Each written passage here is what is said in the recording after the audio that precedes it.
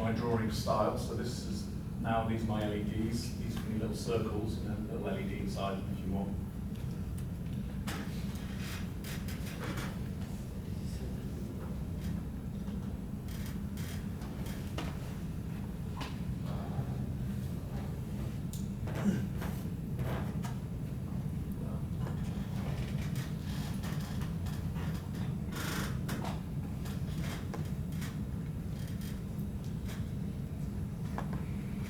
So before, I had to have a separate pin to drive each of the LEDs. This time, I've wired them up in this somewhat strange looking arrangement. So I've grouped them into groups of 3s here, and I'm using 5 pins on the microcontroller instead of 6.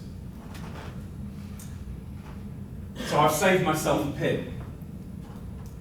But now let's say, okay, well that's only meaningful if I can control each of these LEDs individually. Let's say that I want just this LED to be illuminated. So we want this one to be on and all the others off. How do I achieve that? Well, this line here, I would make go high, so that would go to a 1. These are the ones I want to be off, so they'll be both at 0. And I want there to be a potential difference across from here to here. Now I'm not bothering with the resistors here, so I want this to be high, so on this side I want it to be low and the other one to be high. Now why have I done that? If you think of it, if I wrote that combination of values out, then there's a high on that line here, which is going into that LED and that LED, but on the other side of the LED, this line is low and this line is high. So on this LED, either side is high, so it's not going to light, it's not going to switch on. But on this LED, one side of it's high, the other side of it's low. Let's say I want a different LED to be on. Let's say I want that one to be on. Well, there's a combination that works for that too. Basically now I say, well, I want this to be high, and I want these to be off. And I want this has got to be low, so there's a potential difference across here. But I don't want this one to be on at the same time. So although this is high on this side, I must make sure it's high on this side as well, so that's got to be high. Let's say I want to have this one on, and I know this one on.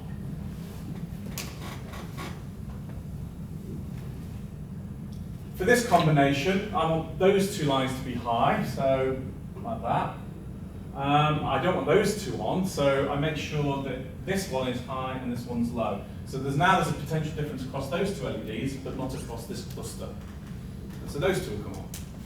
And then you say, oh, well, yeah, that's all very well and good, but you've deliberately chosen sort of simple cases. What happens if I want this one to be on and this one to be on? The problem then is you can't achieve that. Okay? Because if I try to make this one go on, I would need this to be low. Oops, that's the colour. This would have to be low, high, low, and this would have to be low on this side, and this would have to be high over here to achieve that one going on. But to achieve this one going on, I would need this to be high, this to be low, this to be low, and this to be the other way around here. So I can't do both at the same time. But what I can do is to switch between these 2 values very quickly. Okay? So what I would do is I would write this out, and at that point in time, this would light up. I then switch to writing this out. This would go off, and this would come on. And I could go backwards and forwards between those 2 things. And if I did it fast enough, I could probably convince you, your brain at least maybe, I don't know, through persistence of vision, that actually those 2 LEDs are on. Now to do that, at the very least, I need to switch between them about 50 times a second. More is better in a way, but less than that you would perceive the flicker. And this is precisely how a multiplex display works. Now, I've not done a very intelligent multiplex display, but already just by this arrangement, I saved one pin. You can devise even cleverer arrangements, and that's effectively what's going on here. So, what we've got going on is port A is connected to 7 or 8 LEDs, as I've shown you something similar down there. And port B is being used as a kind of selector that either allows this display to illuminate, or this one, or this one, or this one, but not at the same time. Now, I'm not going to go into too much detail yet, because we'll be coming back to this in the next topic anyway.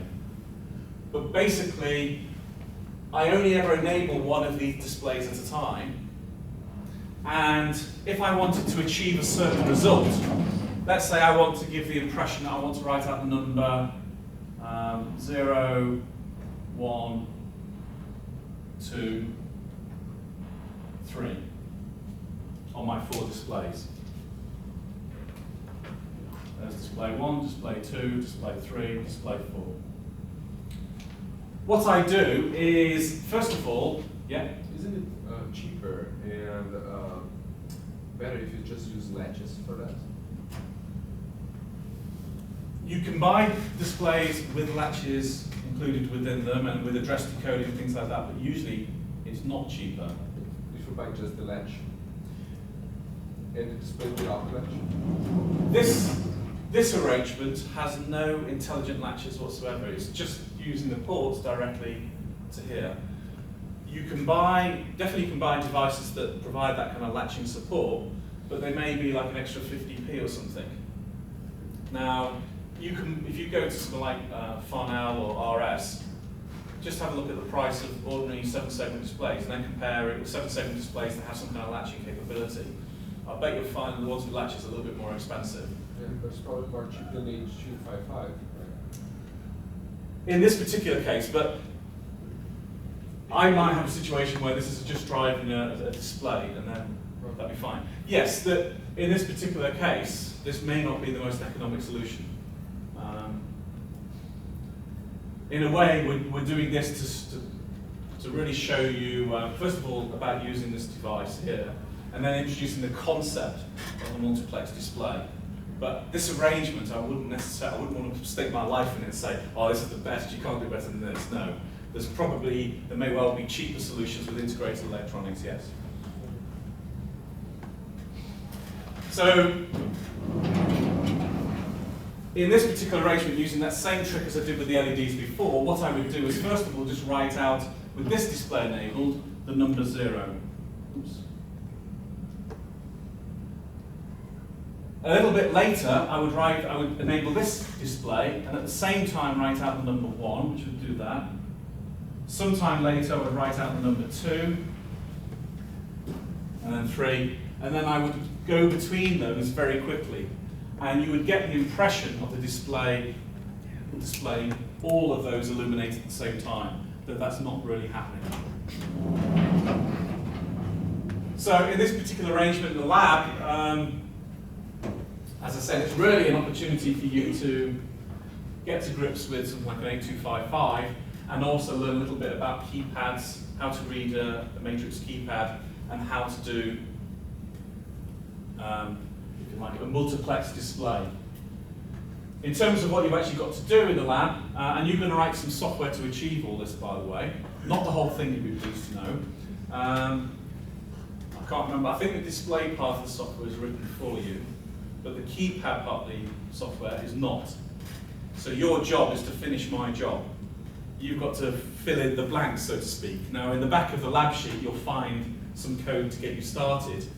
And then you'll notice a bit of the code is missing.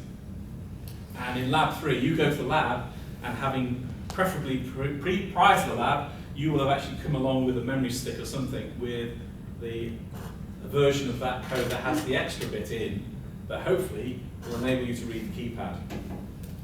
And that's pretty much what the lab is. Now in this particular case, we're using port A and B to control the display. And then we're using port C, we're chopping it into 2, and we need 4 lines to basically control the outputs, and then we have 4 lines reading the inputs. And that's all we need in order to read a 16-key keypad. So, but again, I'm going to do that in the next set of lectures anyway, so I don't want to go into too much detail now.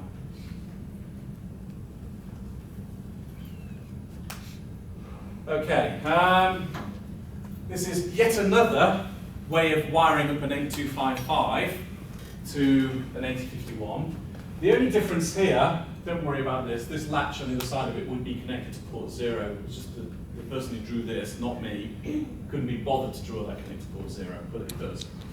The crucial thing here is you can see some of the lines taken from the keypad are going through an AND gate to one of the interrupts.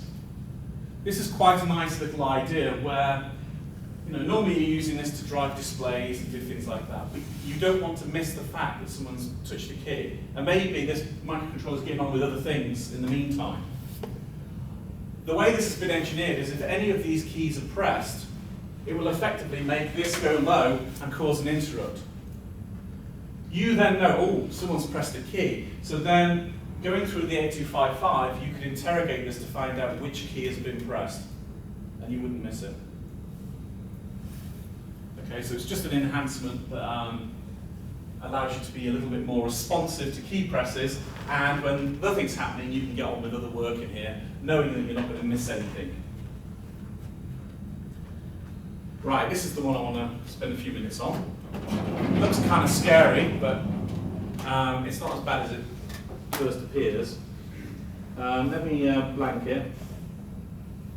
See, it's not that difficult now.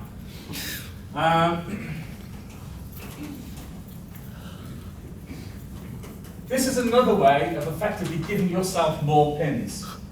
And a long time ago, when I talked about the serial interface, I said it has 4 modes of operation, 0, 1, 2, and 3. And I said mode 0 is a shift register mode, it's a special mode, and I'll come back to it. So now we're coming back to it.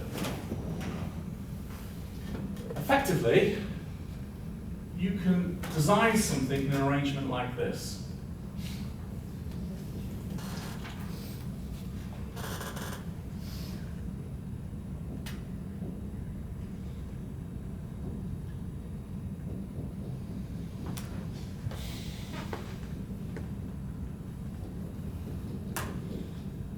So these are inputs from the outside world. This is the outside world.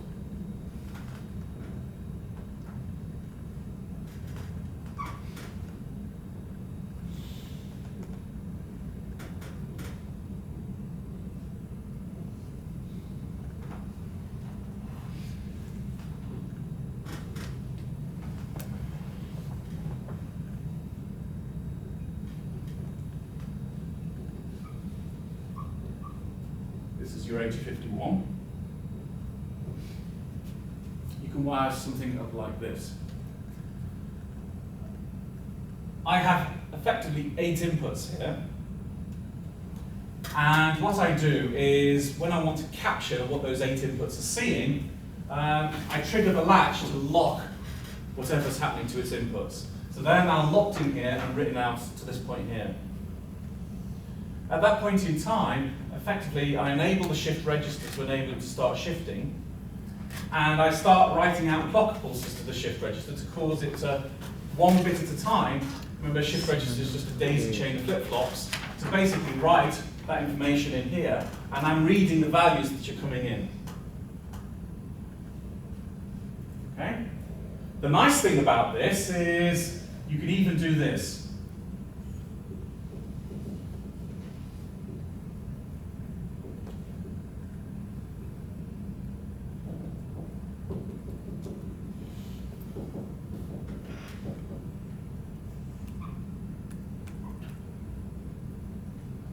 You can daisy chain shift registers so that, provided this gets the clock signal as well, all that kind of thing.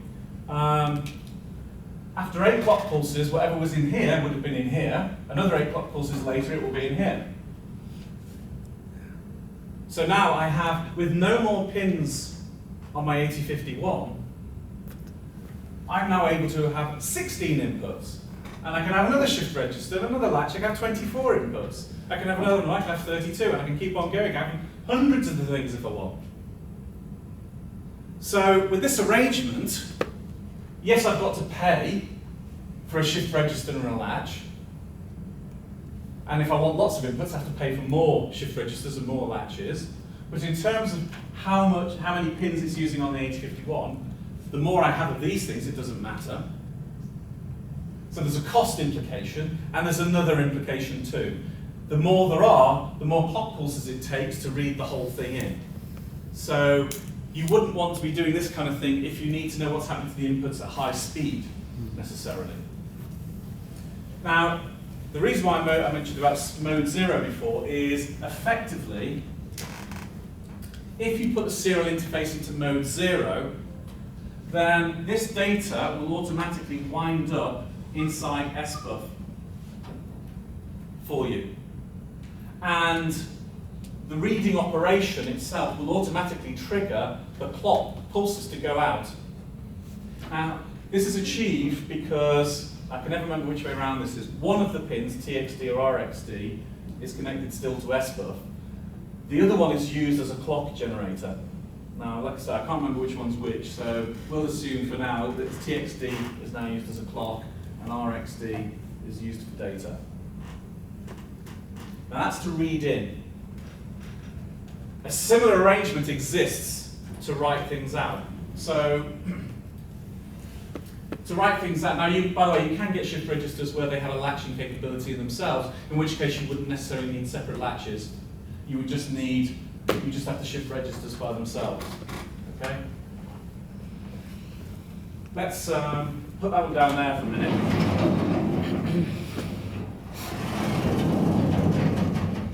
And work on this one.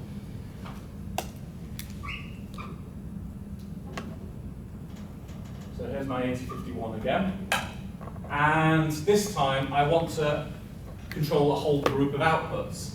Well, it's a similar kind of arrangement. Shift registers, they're in a data chain arrangement. Clock feeding them, so this is clock, data. And then the shift registers are connected to latches.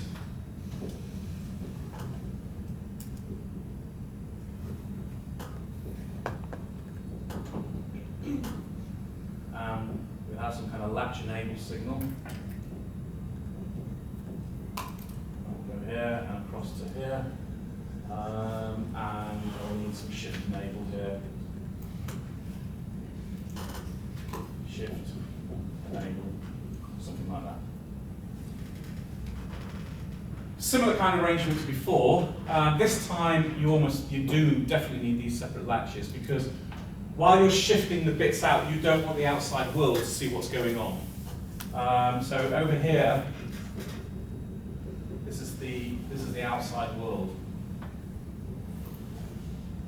So these are the actual outputs.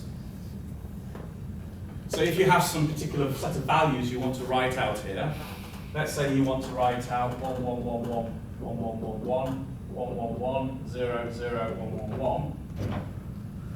Effectively what you've got to do is to clock out 16 times 1, 2, 3, 4, 5, 6, 7, 8, 1, 2, 0, 3, something like that. So on each clock pulse, the data will first it will be a 1, then on the next clock pulse it will be a 1, next clock pulse it will be a 1, blah, blah, blah, then it will be a 0, 0, and so on. After 16 clock pulses, the shift registers will have that information within them. At that point in time, you then enable the latches to take that, lock it in there, and as if by magic that value will appear. However, while you're loading up the next value to write out, the latches will ignore their inputs. So while you're clocking out the next 16 pulses, these won't do anything. They'll be holding on to the existing value. But 16 clock pulses later, you do the same thing again, and what's here gets copied into here and written out. And again, you can have more shift registers and more latches if you want. Now, in terms of the 8051 in mode 0, The pin which is used for data is actually used for transmitting data and receiving data. It's the same pin. And the 8051, if you write to SBUF, it will configure things assuming you want to write it out, and it will start clocking things out of SBUF onto the data line and waggling the clock signal at the same time. If you read SBUF, it will effectively, it assumes you've enabled the shifting operation, it will read in at 16 clock edges what it finds on this particular pin and load it into there. In fact, it'll only do 8, not 16. It does it in blocks of 8. The same pin is being used as both an output and an input. Okay? So although it's the serial interface, it's not like RxD is only ever used for receive and TXD is only ever, yeah? So do you say if you read the SBUF, it clocks for you 8 times to receive data? Yes. I don't know if I can't, I'm not sure actually. Right, it does the fetching automatically. I know if you write to SBUF, it definitely writes it out. I'd have to check on the read operation. I know what he's kind of saying, that Usually if it's yeah, got, I don't know. I don't know on the read side, but I know it's kind of an automatic operation. But the precise operation of it, I don't know the details. I will check and let you know Wednesday next week. But what I do know for sure is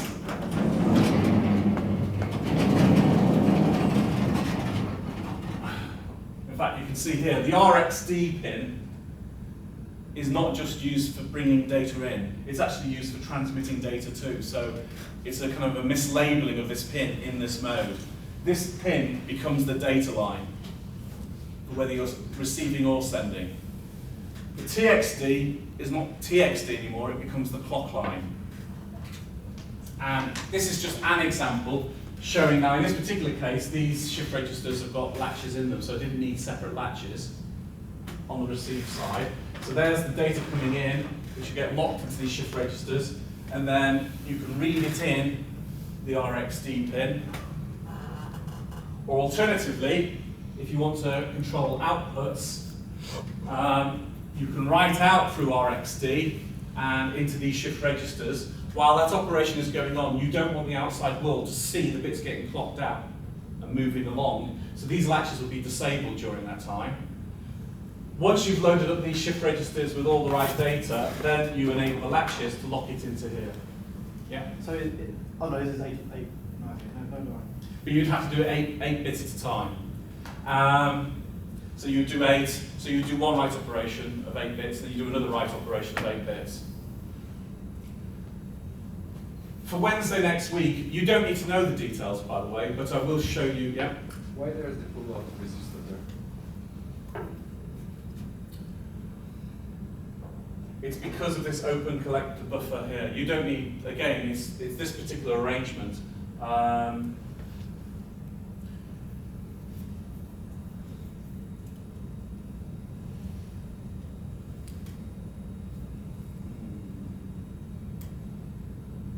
You would assume this is open collector, so actually this resistor is really for this, because it can drive a line low, but open collector has no resistor internally to pull it up, so one's been added here. This has been put here so that when you're writing out, you're not disturbing this, you're not, because this, on this side of it, I suppose what could happen is this could be a high, and you're trying to write out a low, you could have ended up with some kind of current problem. Whereas I suppose when this is not being driven, it's not. I think it's when this is, yeah, this comes low, this doesn't actually kind of go, it's high. So there will be, this prevents any significant amount of current flow flowing from one part of the circuit to the other part of the circuit. And it's because they're connecting up this output here to an arrangement, well, it's effectively, this is acting as an output as well. And what they don't want is one of the outputs to be a high and another output to be a low at the same time, because then you get a significant current. So this buffer is, so although this could be actively driven high, this won't be. And the bullet resistor will ensure that this can, even though this might be tenuously high, because the bullet resistor is not strongly high, and so a low will, this could go low and it won't damage anything.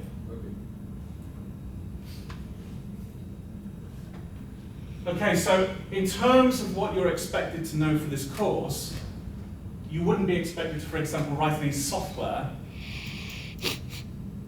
associated with this mode of operation. Though on Wednesday next week, just for the hell of it, if I remember, I'll bring it in to find out when it comes to the receiving side what the sequence of actions are. But you would be expected to do a drawing like this or like this to show the basic principles behind this arrangement. And to be able to say a few words about what is the sequence of actions you need to go through in order to use this arrangement. And also, what are the plus points and what are the down points associated with this approach. The enormous plus point of this approach is I've used 4 pins on the 8051. I could have 1,000 of these things, 1,000 inputs and 1,000 outputs. I would still only be using 4 pins on the 8051. That's the plus point. So it allows you enormous amount of pin expansion. The downside is you're having to buy these extra chips. That's one downside, so there's a cost implication. And the other downside is when you're reading in